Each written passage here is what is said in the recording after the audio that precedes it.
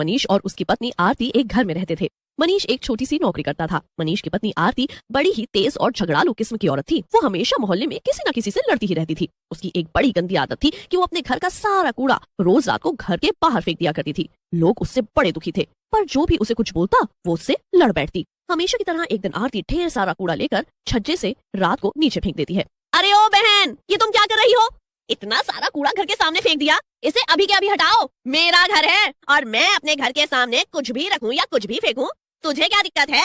अरे ये तो बड़ी बदतमीज औरत है। कैसे कैसे लोग आ जाते हैं रहने मोहल्ले में। अब थोड़ी देर बाद एक नया सफाई वाला आता है जो गली की सफाई कर रहा होता है। जब वो सफाई वाला आरती के घर के सामने इतना ज्यादा कूड़ा देखता है जिसमें से बड़ी ही गंदी बदबू आ रही होती है, तो उसका दिमाग चकरा जाता है। छी छी, ये किसने इतनी गंदगी कर रखी है? आज तक कभी मैंने यहाँ इस मोहल्ले में इतनी गंदगी नहीं देखी। बेचारा सफाई वाला इतनी गंदगी साफ करता है और उसे उसी को साफ करने में इतना वक्त लग जाता है। सफाई करने के बाद वो बेल बजाता है। उसके बाद अंदर से आरती बाहर आती है। हाँ भाई, क्या हुआ? क्यों बेल बजा रहे हो? मैडम, ये आपने अपने घर के सामने जो इतना कूड़ा इकट्ठा कर दिया था वो मैंने साफ कर दिया, पर पता है उसमें से बहुत गंदी बदबू आ रही थी और उसमें कीड़े भी पड़ गए थे। रोज कूड़े की गाड़ी आती है, आप घर के सामने कूड़ा न डालकर उसमें डाल दिया करो। इतना सुनते ही आरती तो गुस्से में तिलमिला जाती है कि उसे एक सफाई करने वाला अब आकर समझाएगा। वो उस पर चढ़ बैठती है। अरे ओ सफाई वाले, तेरा काम है सफाई करना, ठीक है? उसके लिए तुझे सरकार पैसे देती है। चुपचाप अपना काम कर, वरना अच्छा नहीं होगा। तुझे सफाई करने वाले की क्या इज्जत? चल चुपचाप से यहाँ से निकल जा, वरना इतना सुनेगा कि याद रखेगा। आरती उस सफाई वाले को खूब सुनाती है और बेचारा सफाई वाला जरा सा मुंह लेकर वहाँ से चुपचाप चला जाता है। सब पड़ोसी ये तमाशा देख रहे होते हैं, पर आरती के कोई मुंह नहीं लगना चाहता था। अब शाम होती है और उसी दिन आरती के घर कुछ मेहमान आते हैं।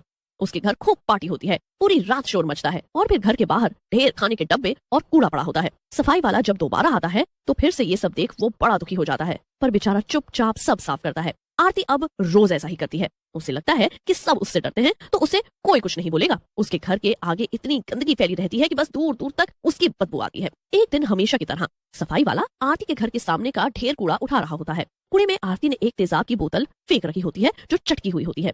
आज फिर से इतना कूड़ा, क्या कर सकता हूँ मैं भी? लग जाओ भाई काम पर, ये औरत तो कभी सुधरने वाली है नहीं।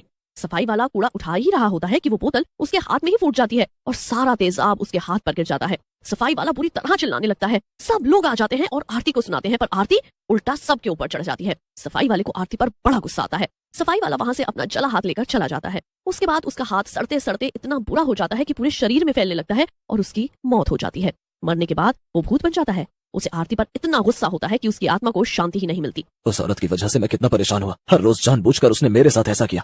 उसकी वजह से मेरा पूरा परिवार बिखर गया। अब मैं उसे नहीं छोड़ूंगा। उसे ऐसा सबक सिखाऊंगा कि जिंदगी भर याद रखेगी। अब बताऊंगा इसे तुम्हें। बड़ा दुखी किया इसने मुझे, अब इसकी बारी है। भूतिया सफाई वाला अपने हाथ को घुमाता है और सारा कूड़ा उड़कर आरती के घर के अंदर जाने लगता है। धीरे धीरे आरती का पूरा घर उसी के फेंके हुए कूड़े से भर जाता है। चारों तरफ कूड़ा ही कूड़ा होता है। ये सब करके भूतिया सफाई वाला तो वहाँ से गायब हो जाता है, पर रात को सोते हुए आरती को बड़ी बदबू, ये अजीब सी कैसी बदबू आ रही है। पूरी रात आरती को वो बदबू सताती रहती है, पर वो उठने का आलस कर जाती है। अब जब वो सुबह उठती है तो उसकी आंखें फटी की फटी रह जाती हैं। पूरा घर उसका कूड़े से भरा होता है। अरे ये सब क्या हो गया? ये सारा कूड़ा तो मैंने गली में फेंका था, तो ये मेरे घर के अंदर कैसे आ गया? ये जरूर उस सामने वाली पड़ोसन का काम होगा। उसी को ज्यादा तकलीफ है मुझसे और वही ये काम कर सकती है। आरती गुस्से में छज्जे पर जाती है और चिल्लाना शुरू कर देती है, पर सामने से कोई बाहर नहीं आता। आरती पूरे घर की सफाई करती है। उसके लिए इतनी गंदगी साफ करना बड़ा मुश्किल होता है, पर उसके पास कोई चारा भी नहीं होता। उसका पति मनीष भी कुछ दिन के लिए बाहर गया होता है, तो उसकी मदद करने वाला भी कोई नहीं होता। रात को आरती मनीष को फोन करके सारी बात बताती है, पर मनीष उसकी बात को नजरअंदाज कर देता है। अब अगली बार आरती पहले से भी ज्यादा कूड़ा गली में फेंक देती है। कूड़ा इतना ज्यादा होता है कि वो दूसरों के घर तक फैल रहा होता है। लोगों को आने जाने में मुश्किल हो रही होती है, पर आरती के व्यवहार की वजह से वो कुछ नहीं बोलते। फिर रात होती है और भूतिया सफाई वाला फिर से देखने आता है कि आरती ने गली में कूड़ा फेंका है कि नहीं। अरे ये औरत नहीं सुधरने वाली, इसने तो कल से भी ज्यादा कूड़ा फैला रखा है। अब तो इसको अच्छे से सबक सिखाना पड़ेगा। भूतिया सफाई वाला सारा कूड़ा फिर से आरती के घर में फैला देता है। इस बार तो वो सोफे पर, बेड पर और कोने कोने में कूड़ा भर देता है। फिर जब अगली सुबह आरती उठती है तो फिर से इतना कूड़ा देखकर उसे चक्कर ही आ जाते हैं। उसे अपनी आंखों पर यकीन ही नहीं हो रहा होता। आखिर ये सब हो क्या रहा है मेरे साथ? ये कौन मुझे परेशान कर रहा है? मैं क्या करूँ अब? आरती एक कोने में बैठकर खूब रोती है। उसे उस दिन काम करते करते शाम हो जाती है और उसकी हालत बहुत बुरी हो जाती है। वो हर वक्त यही सोचती रहती है कि आखिर ये सब कौन कर रहा है। इतना होने पर भी आरती को अकल फिर भी नहीं आती। वो रोज घर की सफाई करके कूड़ा गली में ही फेंकती है। वो रोज यही कर रही होती है और रोज भूतिया सफाई वाला उसी कूड़े को डबल करके उसके घर में फैला देता है। आरती की हालत दिन पे दिन बिगड़ती जा रही होती है। वो अपने बेड से भी नहीं उठ पा रही होती। पड़ोसी आपस में एक दिन बात कर रहे होते हैं। अरे ये आरती बड़े दिन से नहीं दिख रही और इसके घर के सामने कूड़ा भी नहीं है। आखिर ये घर में भी है या नहीं? दोनों पड़ोसन जाकर देखती हैं तो घर में घुसने से पहले ही बदबू की वजह से उन्हें चक्कर आ जाते हैं। दोनों अंदर जाकर देखती हैं तो पूरा घर कूड़े से भरा होता है और आरती बेड पर बुरी हालत में पड़ी होती है। दोनों पड़ोसन उसके घर और उसकी हालत देखकर एकदम दंग रह जाती हैं। अरे आरती, ये तुमको क्या हुआ और ये सब क्या है? मुझे नहीं पता, रोज सुबह जब उठती हूँ तो मेरा घर कूड़े से भरा होता है।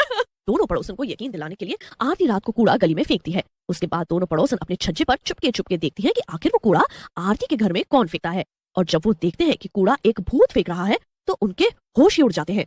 दोनों पड़ोसन भूत को देखकर डर जाती हैं और उन्हें कुछ समझ नहीं आ रहा होता कि आखिर एक भूत उस आरती के साथ ऐसा क्यों कर रहा है।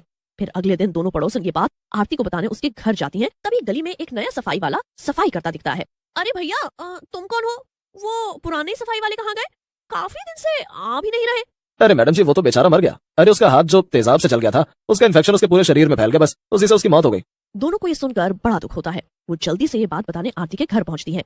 आरती आरती, हमें सब पता चल चुका है। क्या हुआ? क्या पता चल गया? तुम्हारी गलती की वजह से वो सफाई वाला मर गया और वही भूत बनकर तुमसे बदला ले रहा है। तेजाब की बोतल जो तुमने फेंकी उससे उसका हाथ जल गया और इन्फेक्शन फैलने से वो मर गया। हे भगवान, ये मैंने क्या कर दिया? मैंने अपनी जिद और हरकतों की वजह से एक बेचारे गरीब मासूम की जान ले ली। दोनों पड़ोसन उसे डॉक्टर के पास ले जाती हैं। उसके बाद जब आरती ठीक हो जाती है तो बिल्कुल बदल चुकी होती है।